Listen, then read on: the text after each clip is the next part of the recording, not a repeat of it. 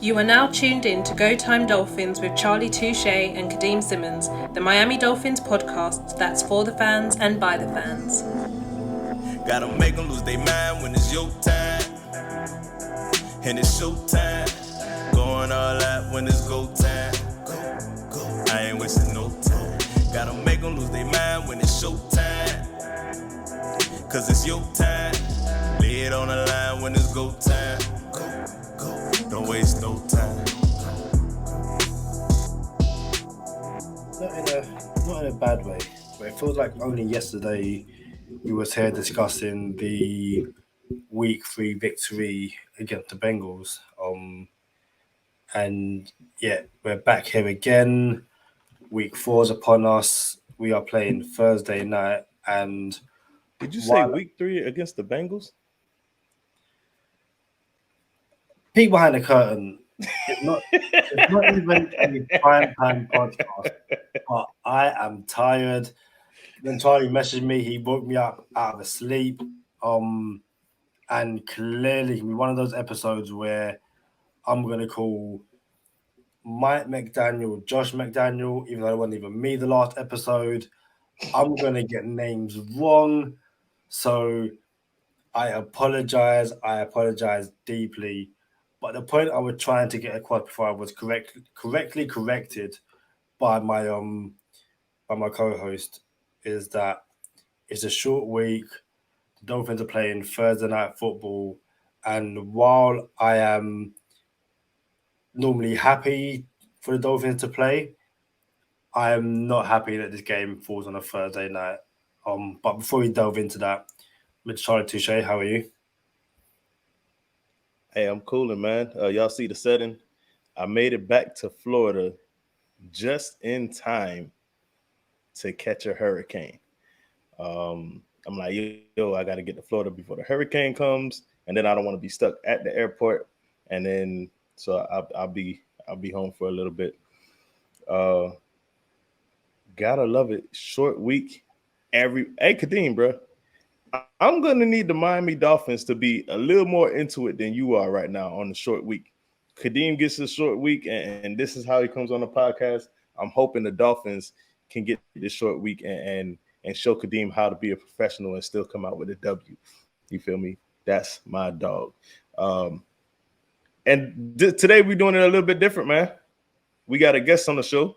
He's a regular GTD affiliate. Shout out to Rado the boss. This guy's a regular GTD affiliate. And before we introduce him, we'll bring him in like this. It's Go Time Dolphins, the Miami Dolphins podcast that goes not only across the pond, but across the world. I'm your boy, Charlie Touche. I got my co-host, Kadeem Simmons, with me. It's always for the fans and by the fans. Your favorite podcast. Hey, so we're going to bring in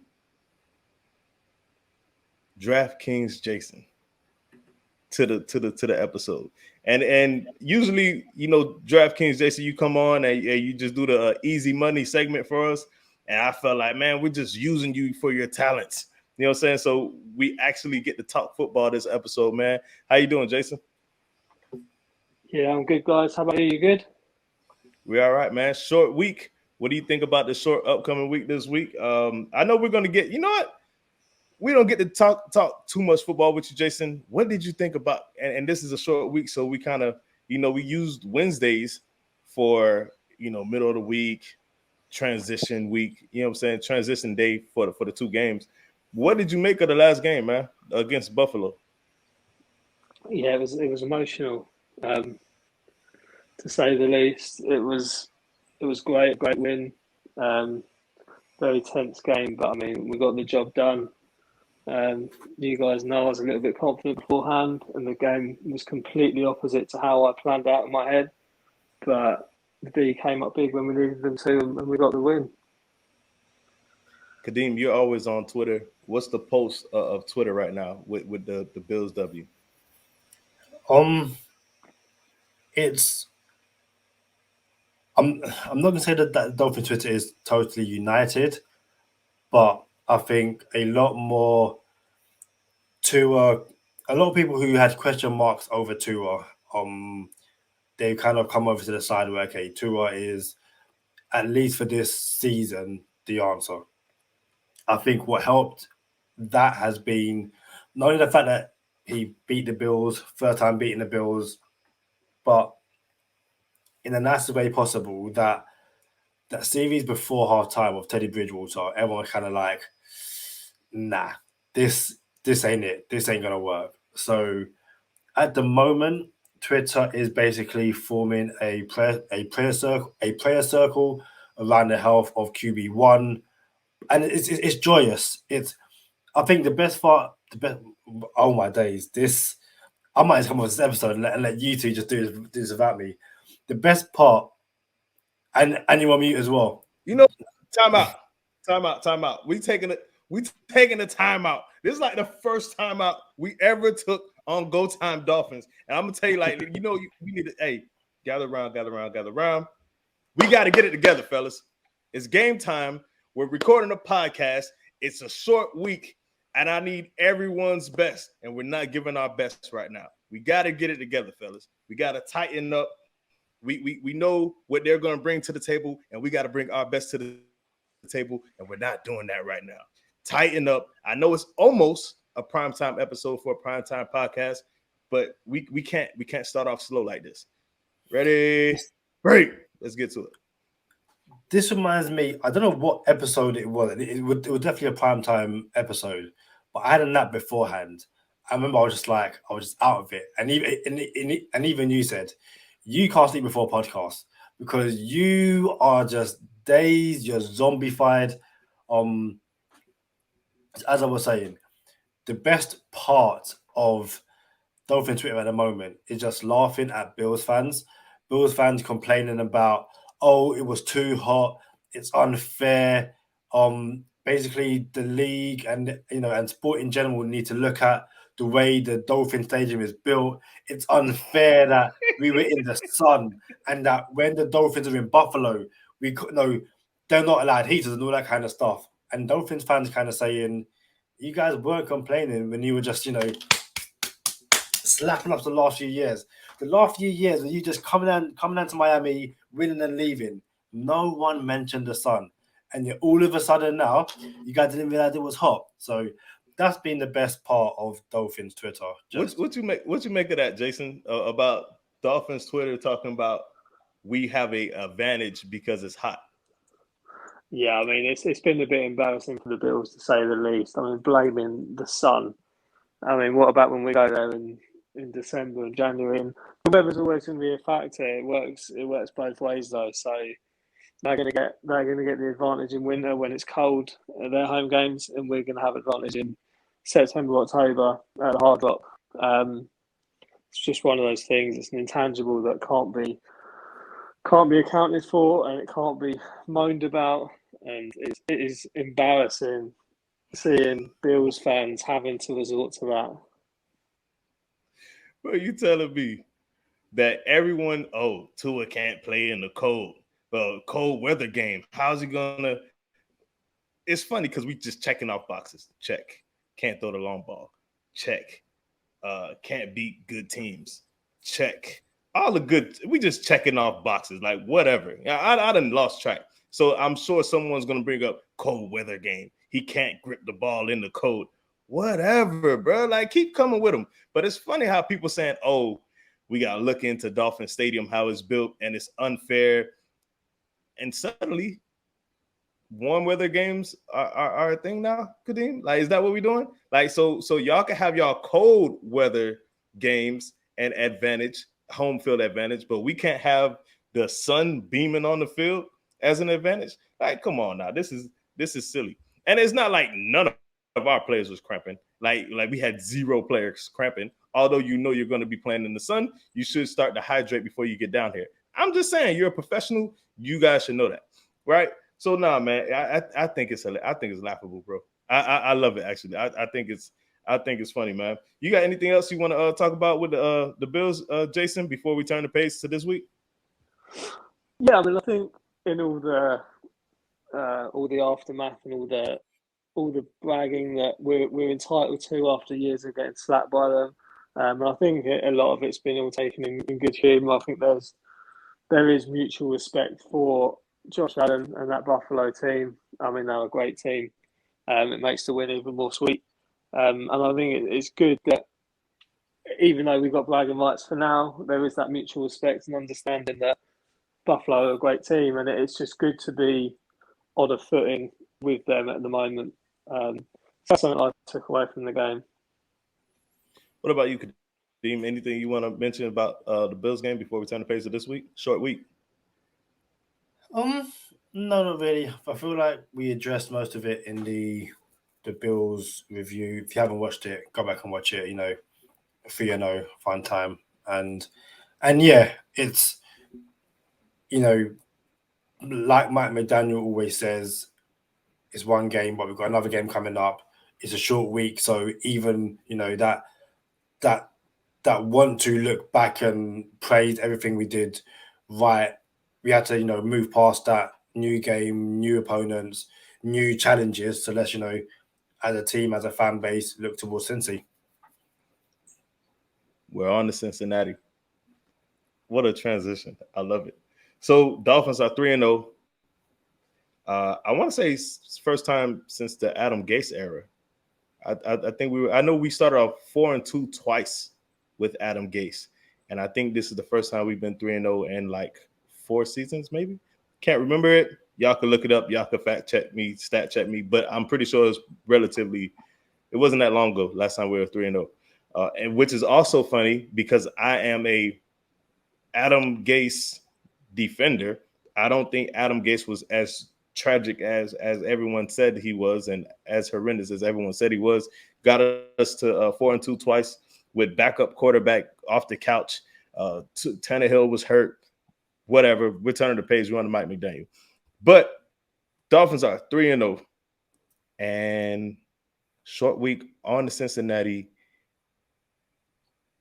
Cincinnati is not playing their best football right now, but they don't have to travel to the heat. They don't have to travel on a short week.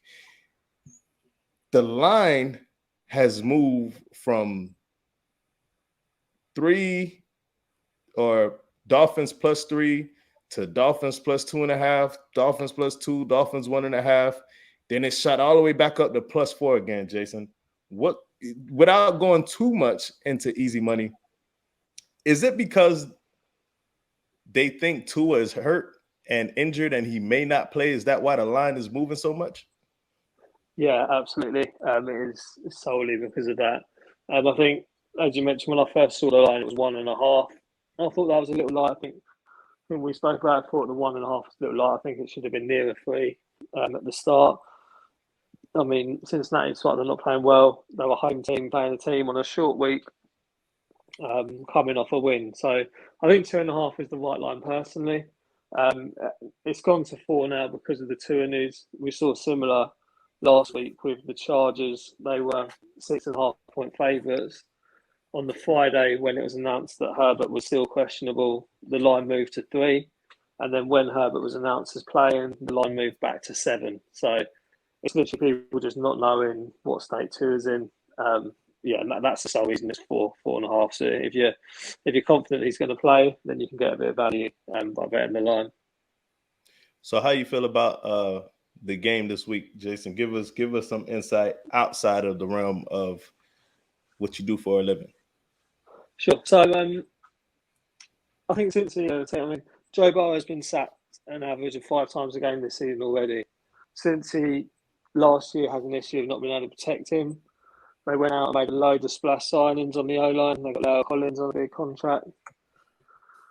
And that was obviously one area of concentration for them to keep Joe Burrow outright. And for whatever reason, he's still getting put on his arse. Sorry if I'm allowed, that's a swear word, I'm not sure. But he's still getting put down too much. And I'm starting to think whether it's something schematic about the team or whether Joe Burrow holds on to the ball a bit too long. But don't get me wrong, Burrow's an elite quarterback. But he gets hit far too much. And that's how we win this game, by getting to him. They've got good receivers. So if he does have time, he will find them. They will make big guard plays. So we've got to get to him early and make the tackle stick. I gotta believe. I don't know if he's the most sacked quarterback in the NFL right now, but he's got to be one of them. And I gotta believe this D-line, the Dolphins D-line, has to have a game this week. They have to feast on this Bengals, this Kittens O-line, bro. Like I said it before the season started, the clock is going to strike 12 on the Bengals. They're going to revert to the Kittens, and they're going to be there for the taking. The fact that we're a 4-point dogs, I'm like, you got to be kidding me right now. So, yes, we just had a smash mouth game. It went down to the wire as all of us thought it would if we were going to come out with a W. So it went down to the wire. QB1 is hurt, not injured. If Kadeem ever seen the movie The Program, he would know the difference between the two. And if you guys haven't seen The Program, you guys got to watch the movie The Program. Are you hurt or are you injured? Are you hurt or are you injured? So anyway, yeah. And I got to believe this D-line should feast on this O-line. We should, matter of fact, I don't know if there's a prop bet because, the lines aren't out yet, but I don't know if there's a prop bet for over 3 sacks. But we need to take that over 3 sacks, and we need to deliver on that over 3 sacks too. Agba got his bread. Jalen Phillips was a first-round pick. Shout out to Melvin Ingram, bro. Melvin Ingram. If you watch the end of the Bills game, and I know we turned the page, but if you watch the end of the Bills game, the last play of the game, Melvin Ingram almost has a sack to end the game on Josh Allen. Josh Allen gets away from him. Melvin Ingram chases him down. Allen throws the ball to Isaiah McKenzie. McKenzie starts running for the sideline and trying to, kill the clock and get back lined up. Guess who makes the tackle? Melvin Ingram. So not only did Melvin Ingram almost have the sack on Josh Allen 4 yards behind the line of scrimmage, he still trailed the play and ended up making I don't want to say game-saving tackle, but he made the game-ending tackle. Like, bro, shout out to Melvin Ingram, a professional, and we're going to need a lot of that with this porous O-line that we're about to play this week, Kadeem. It's a weird one because like DraftKings Jason said, the Bengals spent significant money and capital in improving this offensive line. And I've only watched a bit of the Bengals so far this year, but it does not every single sack, but a lot of the sacks on Joe Burrow is on himself. He's not releasing the football fast enough, or he's got that mentality, which I guess Tua's got some of it as well, where it's like, I can hold, like, if I can just get that 1 extra second, my guy's getting open, I can make a play. And that's great. But you need to protect yourself. And sometimes you need to know when to throw the ball away. And Burrow is holding on to the ball for far too long. It's something he's done, in my opinion, since he joined the NFL, especially with the Bengals and stuff like that. And it made 0 sense when he had a bad O-line. It makes slightly more sense with a better O-line, but at the same time, you're asking to get hurt. You're asking for, like, if a guy's not open, you either scramble or you throw it away and say, you know what, guys, we're going to try again, because these sacks aren't helping. Well done on mentioning Melvin Ingram. It's funny because I was going to mention Jalen Phillips. We said in our Bills preview show, this is the game where, Jalen Phillips needs to come alive, get his first sacks of the season, and kind of, make that second-year leap, which we kind of all hoped he would make. Doesn't quite have his first sack of the season yet. And shout out to Jason Keck in the Bills review episode. He sent in the comments, he's on Jalen Phillips' watch, essentially. He said he's waiting for him to prove him wrong. So far, he's only proven him right. Jason believes he's overrated, an average player, nothing special about him. And then there's kind of a bit of back and forth between Jason and Gerard Gilbert in the comments. But Jason, I guess, are you worried about Jalen Phillips? And again, is this the week in which we're going to see him get his first sack of the season, or not? I guess. I don't think I am worried. I think he's a very good player. He's a very good pass rusher. He's doing everything right, just not getting the numbers. He's not finishing off, but he's played against Lamar Jackson, who's one of the most evasive quarterbacks ever. And then he played Josh Allen, who's just a freak of nature. The man's huge and he's fast and huge and strong. And he's played those two QBs out of 3 games, and I think you can see the production's going to be there. Burrow's a good quarterback to play against. He's not very evasive and he holds the ball. I'll be very surprised if Phillips didn't get his first sack this week. But I've seen enough that he's fine. I'm not concerned in the slightest. But that's a good question, Kadeem, because this would be the week where he does get his first sack. Playing against Joe Burrow. Joe Burrow does hold the ball too long. Joe Burrow has always held the ball too long in his whole career. So the fact that he's always had a poor O-line, it was almost like the Tannehill effect. Tannehill held the ball too long, and he had a bad O-line, and that was a recipe for like 56 sacks in the season. It was like an astronomical number. I can't remember the number, but it was in high 40s, low 50s. So Jalen Phillips gets his first sack this week. Jason, man, let the man live, bro. I feel you, because I like DraftKings, not DraftKings, Jason, but Jason Keck. Yeah, Jason Keck, let the man live. I do feel like I think this is the same conversation the Christian Wilkins. Do we need a timeout? Do we need a timeout? No, we don't need no timeout, man. No, we don't need no timeout. We good. We coming back. We started the game. We went down 10 points, and now we making our comeback. You know what I'm saying? That was just an incomplete pass. That wasn't a sack or nothing. So anyway, Christian Wilkins had the, what's he doing? And he didn't have the supporting cast. Not saying Jalen Phillips doesn't have the supporting cast, but realistically, Jalen Phillips had 8 sacks as a rookie. That's a Dolphins record. Now you have the supporting cast. You would like to see him more this season in his second season. You would like. I'm not saying the man is. What's your boy that went second overall to Washington Commanders? The DN. Chase Young. He's not Chase Young. You're right. He's not Chase Young, but first round pick. You would like to cash out on that, right? So again, what DraftKings Jason just said. Look, Lamar Jackson is Lamar Jackson, and Josh Allen is Josh Allen. It is what it is. So now you should really see Phillips get off these next couple weeks. You got the Bengals this week, the Kittens. You got the Paper Planes next week. It's a lot of games you should see production from Phillips. And I just wanted to mention this because what up, Kadeem? I was gonna say, do you think part of the reason his production isn't quite there is because he drops into coverage? It's something we've discussed here before, and it's like, in the nicest way possible, I don't see Jalen Phillips in coverage. I remember those times against the Bills, I'm like, why is Melvin Ingram in coverage? We don't need to do this. Now, I understand part of this Dolphins scheme is, you don't know who's coming, who's going.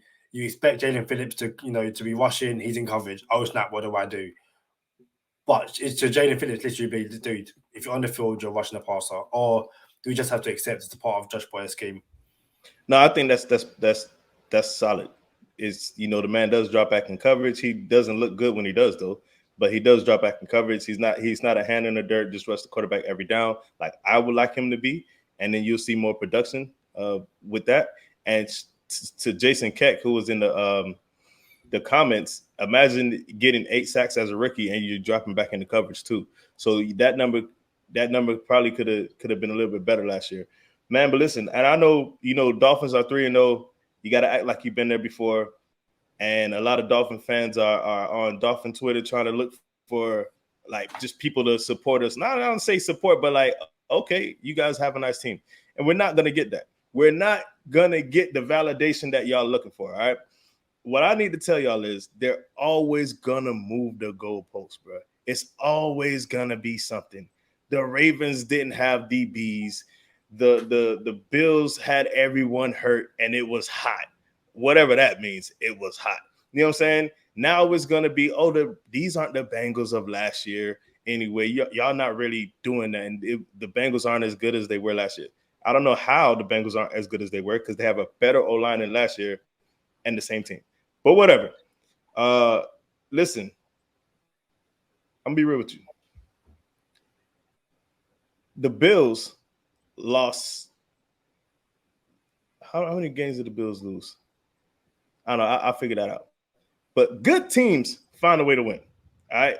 I mentioned this Chargers team over and over and over on previous podcasts, how they won about 7 games or 13 games with less by in one score games. All right.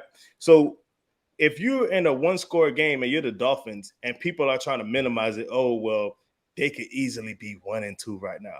Yeah, but we're 3-0 right now. We're not 1-2. Good teams find a way to win. You feel me? Just be real. I was a Dolphin fan when we were 1-15. And I always said I'm going to be a Dolphin fan when we go 15-1. 16-1 now. I'm just saying. Like, bro, like it's a new time. Drink the Kool-Aid. You can be excited about the Dolphins now, man. Like, put all that nonsense and foolishness behind you. Matter of fact, don't entertain Twitter too much. It's unhealthy anyway. It's not a real place. Ain't that right, Kadeem? 100%. Oh, Buffalo's 0-7 in one score games, dating back to last season. I heard that I don't know what I was watching, but I heard that exact same stat. So yeah, it's interesting, very interesting. Actually, I think I might have heard it on the Same Old Dolphin show. Oh yeah, yeah, I think on Same Old Dolphins. Shout out to Same Old Dolphins. Yeah, I think I heard it on that show. I was listening earlier on, and again, yeah, actually, it was because Josh was saying that Buffalo can easily beat teams, like completely throw them, at the stadium. Thank you, come again, and next time you come, be more competitive. But yeah, it seems in these one score games they haven't quite managed to get over the hill, I guess. Good teams found a way to win, and guess what? Dolphins have a good team. Where you want to go from here, Kadeem? I guess because it's a short week, we don't kind of have our, how to beat episode. But I guess, we'll throw it to DraftKings Jason first. What would you say the key to victory in this game are, given it's a short week and what we kind of know about the health of the Dolphins roster so far? Okay, so I think a big factor will be keep the offense on the field ourselves. They played 90 plays or whatever on Sunday. The O played 37, was it 36? So I think that has to flip. We have to keep some long guys. Make sure that he isn't on the field too much. I think that's a big key. Get to buy and make the sack stick. They've obviously got 3 top tier receivers in Chase, Higgins, and Boyd. If we can't get home, then those guys will get open. So that's a big one. I think they're the big 2. If we can do that, I don't think the Cincy of last season. I think there's definite holes, and I think they're beatable.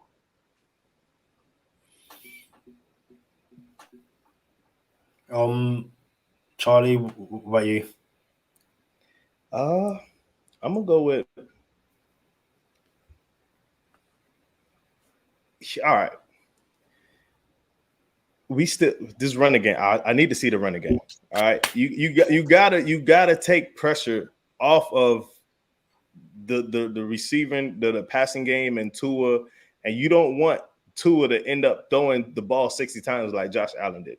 All right, the running game has to show up eventually. I don't know how we're gonna do it, but we have to do it. And I know everyone's saying, "Oh yeah, the Dolphins defense is pretty good. Dolphins defense is pretty good." I'm just be real with you. Buffalo put up 500 yards on us last game. The Ravens, we were down 21 to the Ravens. They took off on us. You know what I'm saying? The offense brought us back. I don't know that the defense is pretty good. I don't know that. You know what I'm saying? So this game is catered to the Miami Dolphins defense, bro. We can come and rain on. We could put a hurting on the Bengals right now, and then have them boys like, damn, we 1-3 all of a sudden with the nice white uniforms they're going to be wearing. I like them, but just not for tomorrow or Thursday. You know what I'm saying? So I think we could smother Burrow. I think we can get over 3 sacks. I think the run game has to be a thing. So, you don't have Tua dropping back and taking hits as he's hurt right now. But other than that, man, D-line, this is a classic D-line game. D-line has to be lights out. What you got, Kadeem? It's interesting. You said, you don't know how nice the Dolphin defense is, but I think to hold the Bills to 17 points, 17 points essentially, is good. Like we said going into the game, we don't know how we're going to stop Josh Allen from just scoring when he wants, given what Josh Allen has done, not just the first 2 weeks of this season, but last season as well. Yes, there was a lot of, yards basically in between the goal lines and stuff like that. But to hold Josh Allen to 17 points, 2 touchdowns, and that first touchdown was on 4th down, I think it was a good, I guess, bend but don't break, game by the Dolphins defense. I was going to say my number one key to victory is establish this one game and establish it as fast as possible. While I agree with DraftKings Jason that I want to see the offense sustain long drives, I don't think it's the week to do it because of Tua's health. And if Tua's on the field, I don't want Tua dropping back loads of time because back and apparently an ankle injury as well. So if we can just establish the run game, control the clock, basically have the Bengals. It's one of the things where if we can limit how much time the Bengals have the ball and force them to throw and have Josh Allen, Joey Burrow, incomplete pass. That's what it was. It was an incomplete pass. Listen, the guy was open. I slipped my shoulder. Like as it was that.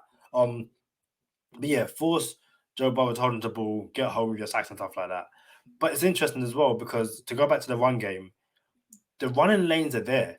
Like if you look at that Bulls game and they kind of like all 22, you can see the offensive line carve out some really, really good running lanes. But the Dolphins either didn't quite hit the running lane and again, shout out to Samuel Dolphins for bringing this up as well. Matt Milano just made some great plays in the open field. Just like snap. If only you can make Matt Milano miss, you're going to pick up a big gain and stuff like that. So definitely going to need to establish a run game. Such a cliche, but make sure you win a turnover battle. Tua didn't have a turnover last week. Go again this week. Joe Burrow has been quite loose with the ball so far this season, so hopefully that continues. And I guess the last one for me, just keep establishing that deep shot.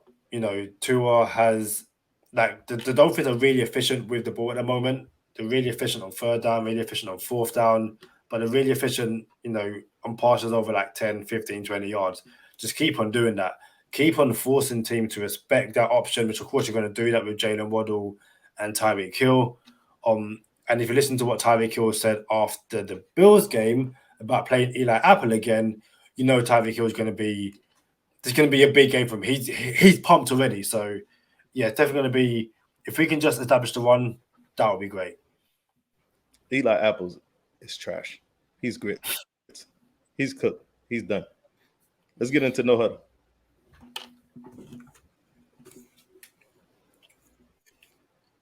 This guy. Hey, Jason, you see what I got to put up with? This guy think he's really Coach K. Got the headset, about to pull out the playbook and everything. Saved in my phone as Coach K. I've got the playbook. I've got the keys to victory right here. This is what I have. I got the keys to the victory right here. You sound like Idris Elba. Yeah, but Idris Elba sounds more American when he's like, dude, you two haven't seen The Wire, have you? No, I haven't seen The Wire. Haven't seen The Wire. LB over here acting. DraftKings Jason, have you seen The Wire? I want to say yes, but I don't think I have. How can you want to say yes? You either have or you haven't. I watched a lot of films. Name me a bit of the storyline, and I might be like, yeah, I've watched that. No, not right now, man. Yeah, okay. This bonus time. I'm saying for bonus time. But we're here in No Huddle. I've got my headset on. If you're not watching on YouTube, No Huddle. This is where it goes down. So the weather in Cincy on Thursday is going to be 19 degrees Celsius. Mr. Charlie Touche, What's that in Fahrenheit? 19 degrees Celsius. Yep. In Fahrenheit. 19.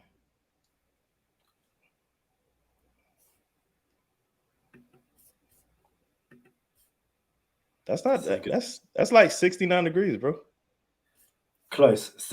I've got 67. So hey, I'm back, baby. I'm back. I'm in the ballpark. I told you I got this. Really? So it's 68 degrees. That's great. That's football weather, bro. Yeah. In terms of the injury report, obviously it's an early episode for us. I've only got Monday participation. It doesn't look good though. So all of these guys did not participate in training on Monday. Teron Armstead, Stephen Carter, Xavier Howard, friend of the podcast Robert Hunt, Melvin Ingram, although that was a non-injury related vet rest, Brandon Jones, Hunter Long, Tua Tagovailoa, and Jalen Waddle. And then these guys were limited. Raekwon Davis, friend of the podcast Javon Holland, Kayla Kohu, Greg Little, Zach Sealer, and Cedric Wilson Jr. And I don't have the Bills injury report, but that's a lot of guys on the injury report. Charlie, what do you have for fantasy football? I am starting Tua. And I'm going to tell you why I'm starting Tua. Because Eli Apple is trash. Like, Tyreek Hill only got 2 receptions last week. And I got to believe he's going to want the ball. I got to believe he doesn't. I don't mind. We got the W. Cool. Tyreek Hill has to start too. Obviously, you're going to start Tyreek Hill. You're going to start Waddle all the time. This is a classic Miami Dolphins defense start. Matter of fact, I'm not one for defenses in fantasy football, but if you could package a trade and incorporate the Dolphins defense, they're going to give you over 11 points this week in fantasy. For sure. For me, I got to sit Mike Gesicki. I just feel like we don't know what he's gonna bring to the table. It's always hit and miss. And since we're talking about hit or miss, it's the same thing with the running backs. Flip a coin, start one of them, sit one of them, and that's going to be the result. You're not going to know what you're going to get with these Dolphins running backs. If you're in the deeper league, like the Go Time Dolphins podcast league, I'm still going with Mostert. We had the Edmonds game. We had the Mostert game. Last week felt like Edmonds again. Why not? Let's try Mostert one more time. So that's even year. Start Jason Sanders. Oh, tornado warning. It's crazy. Hold on. Hey. Hold on. This is we need a plan for this. Hey, look, so we back in Florida. And there's a hurricane outside. I'm dead serious. I can't make this up. And the phones just went up and it said I had all type of tornado warning stuff going on, man. But we all right. With hurricanes, we're gonna make it. Who else we got? Yeah, even year. Jason Sanders, got to start him. On the flip side of the ball, sit Joe Burrow. Bench him. Do not start Joe Burrow in fantasy this year. Start Joe Mixon. Start T. Higgins. Go ahead and start Chase just because you paid a first-round premium for him. You might as well start Chase. And that's all I got, man. Like, I don't know if Tyler Boyd gonna do nothing for real. And I like to think we should handle this team, bro. But this is one of those weeks where it's real sneaky, where you can see oh man, they got us. And hopefully hopefully they perform better than we perform here on this podcast today on the short week. Hey, so one of my favorite segments that we added to the podcast is Easy Money the Easy Money segment.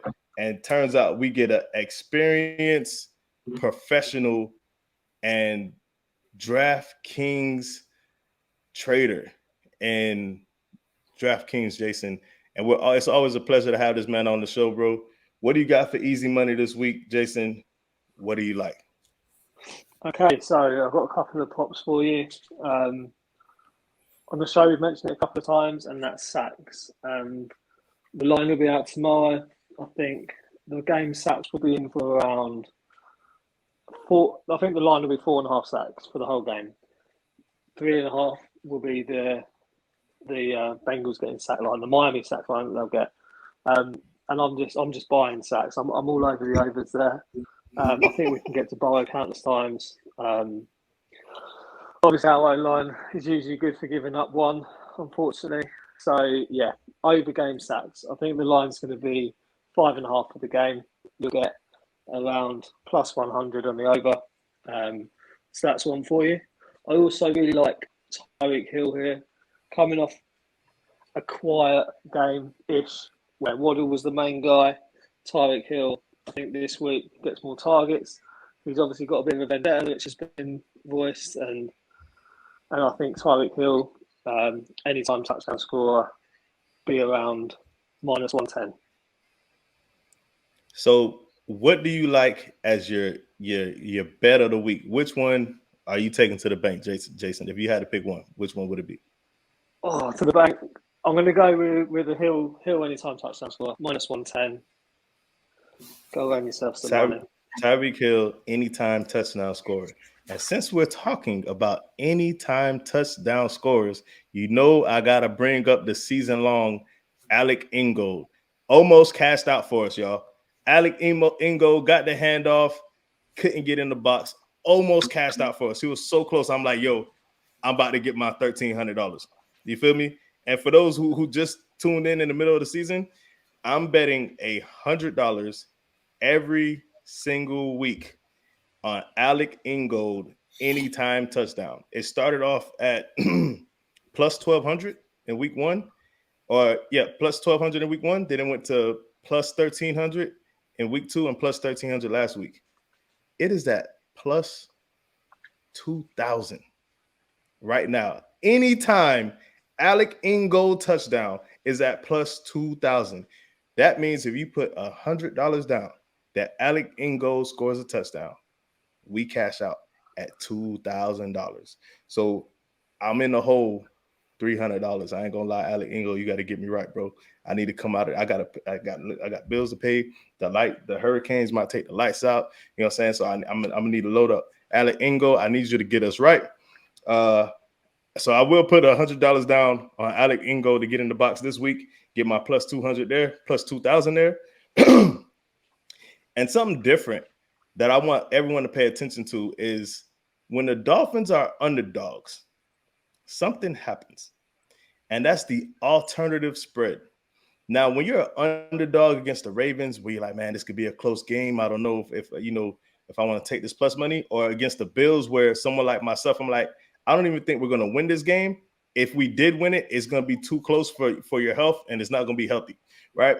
In a game like this, where I think we should smack the Bengals and win by more than 8 points is what I think we should do. Go to your alternative spread on DraftKings. If you look at the alternative spread right now, the Dolphins are 4-point dogs. 4-point dogs right now. And we are plus 170 money line. All right. So you put $100 down, you get in return $170. On plus money, and you're an underdog, if the Dolphins win by 4 points, it's plus 258. Dolphins win by 5 points, plus 287. Dolphins win by a touchdown, plus 399. Dolphins win by 9 points, plus 481. So when the Dolphins are underdogs against teams that you think the Dolphins should beat, always look at the alternative spread, because now you're playing with nothing but plus money. Put a couple hundred down on that, and you got the rent paid. I ain't gonna lie, for a couple weeks. But don't go splurging the rent money. I'm just saying. You didn't hear that from Charlie Touche. So Charlie Touche's easy money bet of the week. Dolphins money line. That's it. Cash out at that plus 170. Dolphins come home with the victory, and we're good. Nothing special. You don't got to go diving in to see, is Tyreek Hill going to get over this reception? Is Waddle who's going to be the hot hand? Dolphins money line. We're going to cash out. Kadeem, What do you think the score is going to be and who wins? I think the Dolphins are going to win, move to 4-0, and I think the score is going to be 27-17.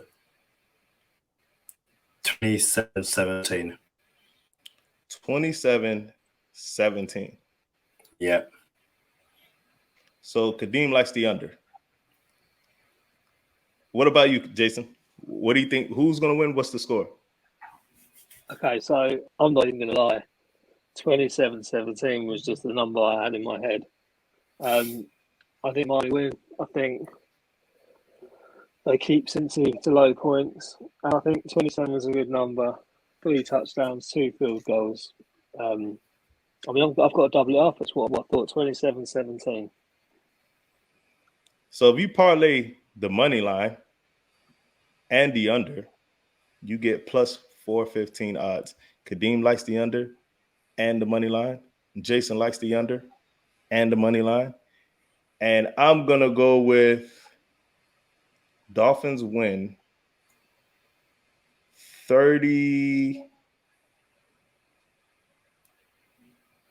Dolphins win 31-14.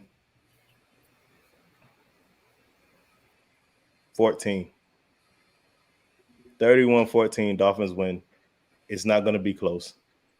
I don't think it should be close. But we'll see what we get. Banged up quarterback. Bills, Bengals home. You know we travel. This should be a comfortable win, though. Woo! We got it. You see that, Kadeem? Like, that was a rough performance. Came down to the end. You know what I'm saying? I had to claw way back in the game. You know what I'm saying? We started off bad, behind the sticks, taking sacks early. But you live. You live to fight another day, Kadeem. Listen, this podcast has been going on for, we're in our 3rd season, and sometimes you need a little bit of adversity to see how you're going to bounce back. And like our Miami Dolphins, we saw some adversity, and we showed that we can get over it. And as the famous philosopher says, the great mind, you ride together, you die together, but you live to fight another day. The perfect saying, just chef's kiss to sum up what this show is and how we are over here at Go Time Dolphins. I'm done with this dude, man. Y'all know what time it is. Stay positive, test negative. For Kadeem Simmons and DraftKings Jason, I'm Charlie Touche. Thank you for tuning in this time. Make sure you catch us next time on Go Time. Already. Gotta make them lose their mind when it's your time. And it's show time. Going all out when it's go time. I ain't wasting no time. Gotta make them lose their mind when it's show time. Cause it's your time. Lay it on the line when it's go time. Don't waste no time. Gotta make them lose their mind when it's your time. And it's show time. Going all out when it's go time. What you got for us, Kadeem? So we didn't discuss this at the top of the show, which is probably the most important thing going on in the Dolphins facility right now. Does Tua play on Thursday? So a bit of background in case you haven't seen or caught up with what's going on at the moment. Tua came out for part of the game against the Bills. He came back in. Everyone assumed he had a concussion given the way he got up from a late push/hit from Matt Milano. He was groggy. He was wobbly. Showed clear signs of concussion. Tua come back in, it seems more of a back issue as opposed to concussion. Mike McDaniel, in his media availability on Tuesday, says that essentially, if it was a game on Sunday, he'd be a doubt. But Tua's going to do everything he can to play on Thursday, and it might be a game time decision, or they'll know either Wednesday or early Thursday morning. What's quite funny throughout this whole thing is that Mike McDaniel said that think it was like Monday night, Tua called him at like 10:50 p.m. and was like, "Yo," Mike McDaniel's like, "Hey, everything okay?" And Tua was like, "Yeah, just want to see how you are." That's we've all been there with in relationships, but you love this girl so much, you love this other person so much, and you call them for the most random thing. You have nothing on your mind, nothing to say, but it's like, just want to hear your voice. Tua never had that in the NFL. It's just like, I just want to talk to you, see how you are. Tua's media availability, he said he's fine. Again, as you said earlier, we're ticking off boxes. And for everyone who said that Tua's injury prone or goes down too easily, Mike McDaniel said it best. Sometimes you have to protect people from themselves. And Tua is going to do every single thing he can to play on Thursday, even if it means jeopardizing himself for the rest of the season. But starting with you, DraftKings, Jason, before we hand over to Charlie, do you think Tua plays, and do you think he should play? Yes, I think he will play. Should play is a grey area. It's not really my expertise. My take on it is that it was him hitting his head on the ground that caused the knockout legs, the wobbly legs. They've done well to dress it up as a back, and I feel like this is now them backing up their decision to put him back out there. This is them saying, yeah, look, he's questionable, his back is bad, his ankle's bad. There was an NFLPA investigation into it. To me, this is just dressing up. I'd be very surprised if he didn't play. He played a second half really well after that, without taking any further hits that would cause further damage. So I'm confident he plays. Here's my thing. First thing is, if it was a concussion and they deemed it a concussion, he would be out of this game too. He would have been out of the Bills game. He would have been out of this game. And we would be on the Thursday of the Paper Planes game. Like, hey, it's Tua playing, right? Then we would have Teddy Two Gloves, and then we really get to see what we got in Teddy Two Gloves. I believe it was actually a concussion. I believe he hit his head and he was just out of there. Here's the scary thing, though. Realistically, the time frame between concussions is the concern. Like, bro, if you rush back and take another concussion, it has nothing to do with football. It has everything to do with your health moving forward now. You know what I'm saying? So I think if it genuinely was a concussion, I think it is the responsibility of our franchise to be like, nah, bro, we're going to sit you out this game. Short week, you just had a concussion. It's Teddy Two Gloves. It's time. That's if everyone in the building believes it was a concussion, that they need to do that. They need to just be like, and what they tell the NFL is, oh, his back's hurt. And that's it. And you cover that up. There's no more investigation. His back's hurt, but we just wanted to sit him so his back could be better. If you really care about this person and he really did have a concussion, that's what you would do. Yes, he plays because they're saying it was a back injury. So I think he's going to play.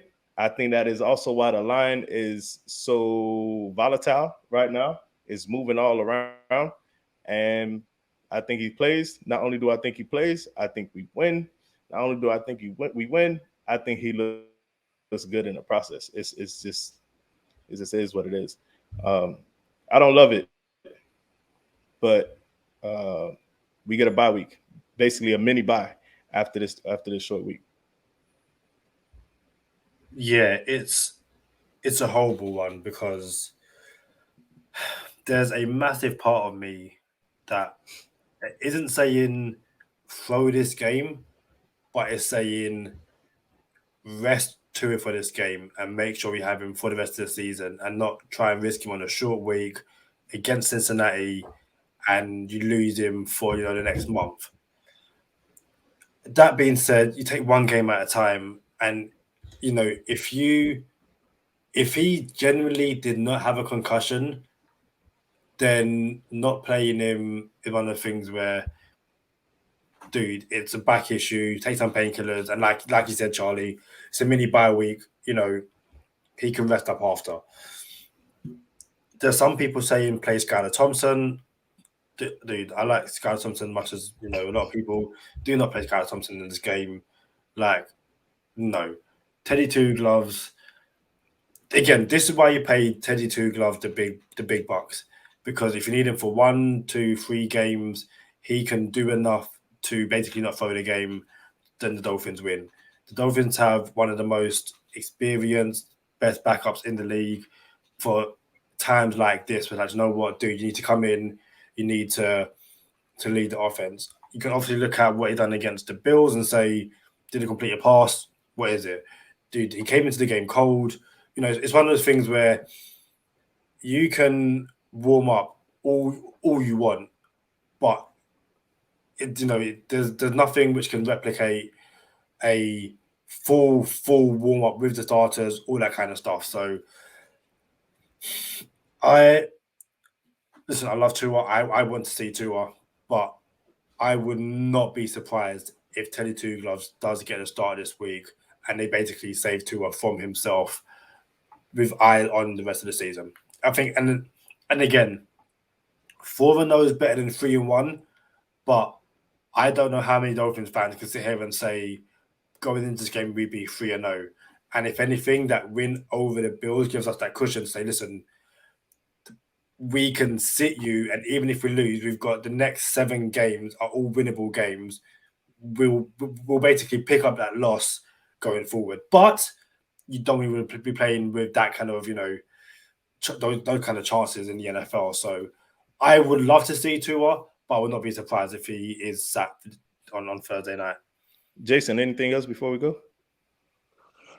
Yeah, lastly, I think just sort of backing up what you say there. I think he'll play, but I want him to be good enough, healthy enough to play. I don't want them to risk him. As I said, if he cleared concussion protocol and there wasn't anything there, and his back's good enough to play, then play him. But yeah, I mean, until his health obviously comes first. If it's a case where he's truly questionable, let him start as backup. Let Teddy start the game. We go up early, good, he can sit. But maybe he's an emergency option, but we'll see. Hey, they're always going to make excuses, Dolphin fans. Oh, this team wasn't healthy. That team wasn't playing good. It was too hot.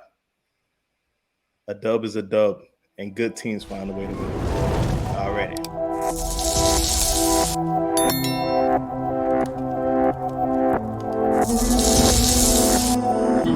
Oopsie.